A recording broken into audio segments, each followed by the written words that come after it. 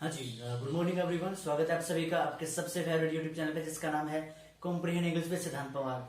तो फ्रेंड्स, जैसा कि आपको पता है 2-3 दिन से अपन वीडियोस अपलोड नहीं कर रहे हैं। उसका एक कारण भी था कि मैं ये देखना चाह रहा था कि किन किन पर्सन्स को, कौन कौन मेरी ऑडियंस का ऐसा ग्रुप है जो मेरी वीडियोस को रेगुलर बेसिस पे एंजॉय करते हैं और अपनी नॉलेज को एनहांस करते हैं। ठीक है, तो आज की क्लास शुरू करें उससे पहले आपको बता देना चाहता हूं कि आज का जो सेशन है वो बेसिकली मेरा स्लीपिंग के ऊपर बेस्ड है। स्लीपिंग, वो सारे वर्ड्स जो हम स्लीप में यूज करते हैं, यानी कि ऐसे वोकैबुलरी का सेशन जिसमें हम कहीं ना कहीं पे वो सारे ही वर्ड्स कवर करने वाले हैं जो हमारे और किसी भी पर्सन की डेली हैबिट यानी कि स्लीपिंग से रिलेटेड होता है। और आज का ये सेशन मेरा स्पोकन इंग्लिश के लिए ज्यादा इंपॉर्टेंट है।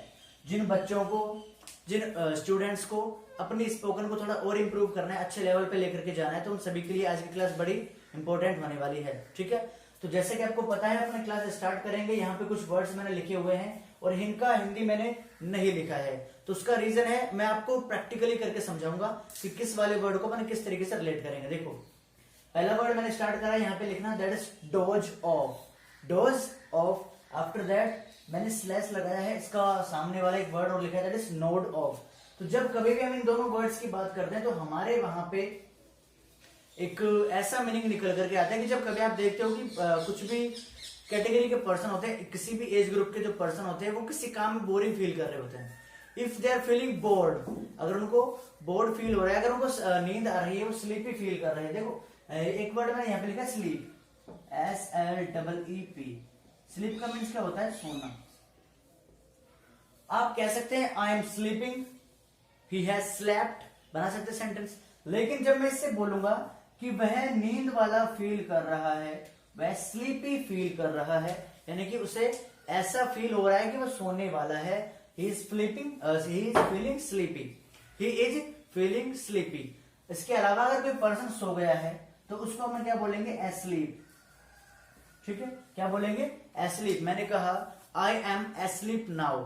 सपोज करो एक सिचुएशन को, अगर मैं कहीं पर सो रहा हूं और मुझे कोई आकर के कहता है अरे ये तो सो रखा है, ही is asleep, Siddhant Pawar is asleep, oh my boy please get up, you are asleep. अगर आप सो रखे हो तो आप एस्लीप बोलेंगे। अगर आप उठने की बात करते हो, that is get up. Get up means उठना। आप कर सकते हो वेकअप। वेकअप मीन्स भी क्या होता है? उठना। तो दोनों ही वर्ड मेरे उठने से रिलेटेड है। ये मेरा सोना हो गया, ये सोया। सोने की जो फीलिंग होती है that is sleepy, sleepy feel कर रहा है। और एस्लीप मीन्स होता है सोया हुआ, पहले से ही सोया हुआ है। ठीक है, चलिए इधर वाले वर्ड पर बात करते हैं। तो जो डोज ऑफ है और नोड ऑफ है, इनका मतलब होता है आप जैसे सोने वाले होते हैं और आपको क्या बोलते हैं अपन, ऊँघना करते हैं, जिससे अपन ऊँघना कह सकते हैं।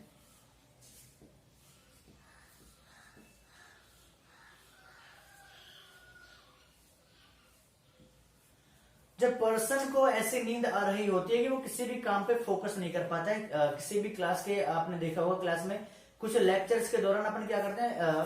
नोड ऑफ फील करते हैं, डोज ऑफ फील करते हैं। स्पोकन में बड़ा ज्यादा इंपॉर्टेंट ये वर्ड है, dose of. I am dosing of, I am nodding of, I am dosing of and I am nodding, क्या बोला मैंने इसे? Nodding of. तो जो ऊँघना होता है, यानी कि आपको नींद आ रही है, you are feeling sleepy but you can not sleep, क्योंकि आप कुछ ज्यादा इंपॉर्टेंट काम कर रहे होंगे, that is why you are not sleeping and you are not concentrating on the work that you are doing at the present time. ठीक है, ओके।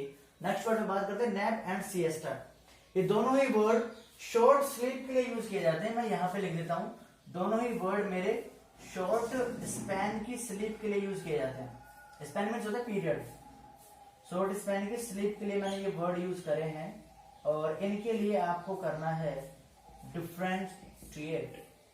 डिफरेंशिएट करेंगे दोनों वर्ड में, नैप और इसमें अपने में सिएस्टा में। तो जो नैप है इसका मतलब आप 15 मिनट की रेस्ट कर सकते हो, 15 मिनट सो सकते हो। 10 मिनट सोना, 15 मिनट सोना, बिल्कुल कम समय के लिए सोना क्या कहलाता है? मेरा नैप कहलाता है, छोटे समय के लिए सोना। सिएस्टा, सिएस्टा बेसिकली होता है आफ्टरनून की रेस्ट। आफ्टरनून की जो रेस्ट होती है उसे अपन बोल सकते हैं। दोपहर में आप जब खाना खा करके लंच करने के बाद में 10-15 मिनट के लिए सोते होगे या 1-2 घंटे के लिए जो रेस्ट करते हो, दैट इज कॉल्ड सिएस्टा। और नैप को आप किसी भी टाइम स्लीप के रूप में यूज कर सकते हैं, 10 मिनट के लिए, 15 मिनट के लिए, सुबह भी कर सकते हैं, इवनिंग में कर सकते हैं, दोपहर में कर सकते हैं। आपके पास में कोई ऐसी बाउंडेशन नहीं है कि आप ज्यादा समय के लिए सो। क्लियर? ओके। नेक्स्ट वर्ड है मेरा टॉस एंड टर्न। अब कई बार ऐसा होता है कि पर्सन्स को करवट लेकर के सोने की आदत होती है। करवट लेकर के सोना is called toss and turn. Toss and turn. जब अपन बात करते हैं कि करवट लेकर के सोना, कई लोगों को हैबिट होती है वो लेफ्ट में करवट लेकर के सोते हैं, कई लोग अपने राइट में करवट लेकर के सोते हैं। तो जो लेफ्ट में करवट लेते हैं उसे बोलते हैं toss and turn on the left side. क्या बोलेंगे?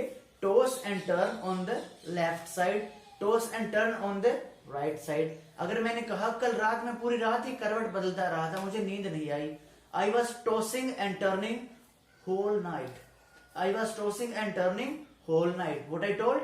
आई was tossing and turning whole night. यानी कि पूरी रात में करवट बदलता रहा, मेरे को नींद नहीं आ रही थी। कई बार ऐसा होता है अपने साथ में, हम किसी रिलेटिव के घर पे जाते हैं या फिर क्या होता है अपने घर पे कोई आता है तो अपने को सोने में थोड़ा एडजस्ट करना पड़ता है। उस टाइप में सिचुएशन में क्या होता है कि अपना जो फेवरेट बिस्तर होता है वो हमें किसी रिलेटिव को देना पड़ जाता है। इस वजह से अपन सो नहीं पाते हैं और अपना जो पूरी रात है वो करवट बदलने में ही निकल जाती है। ठीक है? ओके। कर्ल। कर्ल का मतलब होता है जब आप पैर को मोड़ करके सोते हो, इस तरीके से आप पैर को मोड़ करके सोते हो। किस तरीके से? पैर को इस तरीके से मोड़ करके सोना इज कॉल्ड कर्ल करना। You are curling, you are curling. Curl means क्या होता है? पैर को मोड़ना। क्लियर? ओके।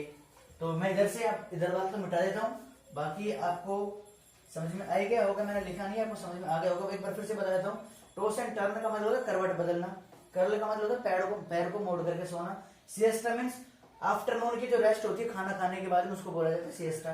नैप मतलब 10-15 मिनट की जो आप सोते हो, दिन में कभी भी सो सकते हो, शाम को, रात को, कहीं पर भी आप इस तरीके से वर्ड यूज में ले सकते हो। ठीक है? After that my next word is that snore.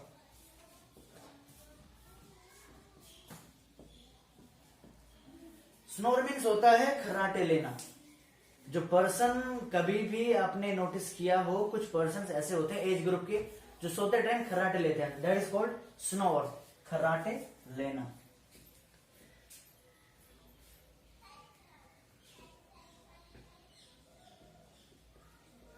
खर्राटे लेना इज स्नोरिंग। आफ्टर दैट अपन कई बार देखते होंगे छोटे बच्चे जब सो करके उठते हैं तो उनकी आंख में इधर की साइड में कुछ गंक आ जाता है, GUN के गंक। गंक बेसिकली कुछ भी एक ऐसा पदार्थ होता है जो कि बड़ा चिपचिपा सा पदार्थ होता है। चिपचिपा इज ऑलवेज कॉल्ड गंक। लेकिन आंख से निकलने वाले उस मटेरियल को, उस सब्सटेंस को अपन क्या बोलेंगे? आई बोगर। EYEBOGGER। आई बोगर को अपन बोलते हैं आंख से निकलने वाला एक ऐसा मटेरियल, जब कई बार अपन आंखों में मिट्टी चली जाती है उसके बाद भी निकल जाता है। तो और सोने के बाद में छोटे बच्चों का आपने बेसिकली देखा होगा। ठीक है? इसके बारे में अपन बात करेंगे। जो गंक है, आई बोगर और गंक, एक मैंने यहाँ पे भी लिखा है गंक। तो गंक अपना बेसिकली वो भी होता है जो अपन देखते हैं कि अपने नाक वाक में भी जो रहता है, अपन छोटे बच्चों को देखा होगा अपन ने खूब। मतलब बेसिकली वो जुकाम के टाइप में नहीं निकलता है, जुकाम के बाद में जो निकलता है, मतलब टाइट सा material, that is called gunk. GUNK gunk. Okay. Next word is that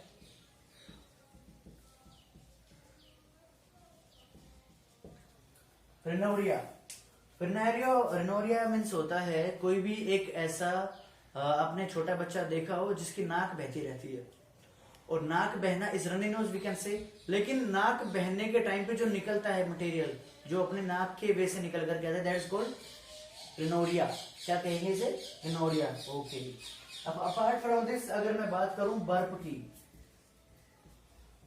और अगर मैं बात करूं यौन की, YAWN, दोनों में ये डिफरेंस है कि यौन का मतलब क्या होता है? जम्हाई लेना। आप कई बार मतलब मुंह खोल के जम्हाई लेते हो तो सामने वाले पर्सन को बेकार लगता है, दैट इज कॉल्ड यॉनिंग। बर्क मतलब भी डकार लेना। BUR पे बर्क का मतलब क्या होता है? डकार लेना। तो बेसिकली ये वर्ड तो मेरे स्लीप से जुड़े रिलेटेड नहीं थे, लेकिन फिर भी मैंने बता दिया है फॉर योर काइंड इन्फॉर्मेशन। तो आज की क्लास में इतना ही, मिलते हैं कल। अगर आपको वीडियो अच्छा लगा then do subscribe the channel, press the bell icon. After that you will get the further notifications of my upcoming videos on my YouTube channel. इसका नाम है comprehend English with Siddhant Pawar. Okay bye, take care, cheers.